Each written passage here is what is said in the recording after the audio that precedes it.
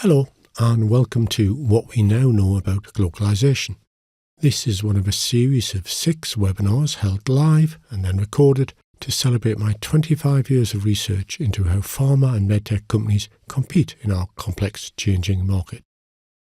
My name is Brian Smith and I've worked in our fascinating industry since 1978. I began my career as a research chemist before moving into marketing and strategy. Then, after 20 years in the industry, I became an academic, researching why some companies are better than others at strategizing and adapting to our changing market environment. My research has produced 8 books and 400 papers and articles about strategy in our exceptional industry. I have now condensed all that work into this series of 6 short videos. This video is about the differences between those firms that are good at adapting their global strategies to local markets and those that are not. It's written for busy people, so I've kept it short, but at the end of this video I'll tell you how to get free copies of my published research. Most of the slides in this video have this simple format. On the left I'll describe what I've found in most companies, on the right what I've seen in the best companies. So you can think of each slide as a practical suggestion to improve how your company localises its global strategy. Glocalising is the process of adapting global strategies to local markets. All firms would like to implement the same strategy in every country because that would be efficient.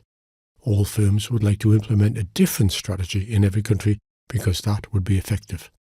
In practice, all firms glocalise, which means adapting the global strategy to local conditions. Some companies are better at glocalising than others. I've spent 25 years researching why this is, and here are my 5 most important discoveries about glocalising in pharma and medtech. My first discovery is that glocalising is about segments, not countries.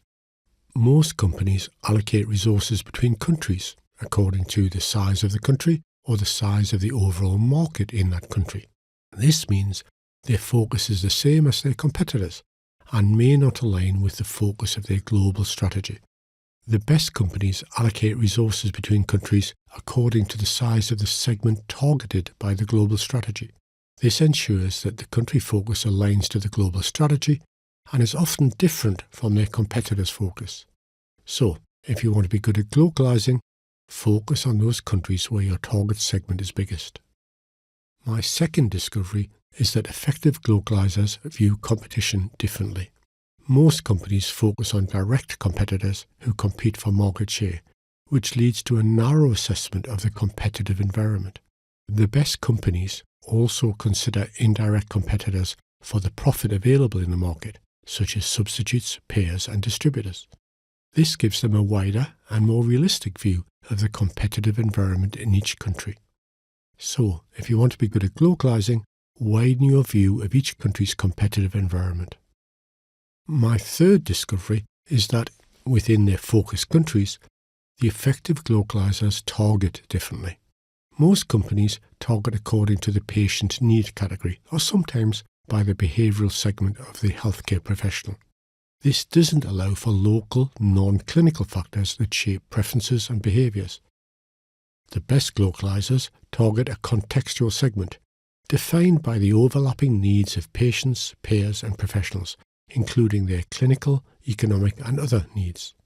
So, if you want to be good at glocalisation, overlay contextual segmentation onto the targeting of the global strategy. My fourth discovery is that effective glocalisers use affiliates more effectively. In most companies, the role of the affiliate is limited to local promotional, regulatory, legal and market access issues. These tasks are essential, but they don't add much value to the core global strategy. The best glocalisers task local affiliates with creating value beyond the core product by meeting non-clinical needs such as education, support and relationships. So, if you want to be good at glocalising, teach your affiliates how to add local value. My fifth discovery is that effective glocalisers allow affiliates to learn from each other. In most companies, affiliates share their tactical successes, but they do this informally and without making full allowance for the differences between their countries. In the best companies, global staff gather successful practices from affiliates, and identify lessons that can and can't be transferred between countries. In effect, they use affiliate activities as natural experiments to improve strategy. So, if you want to be good at glocalisation, share the lessons of your affiliate successes and failures.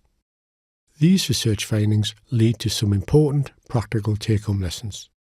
If you work in global and with affiliates, you should focus on 3 things. First, prioritise countries by the size of their target segments.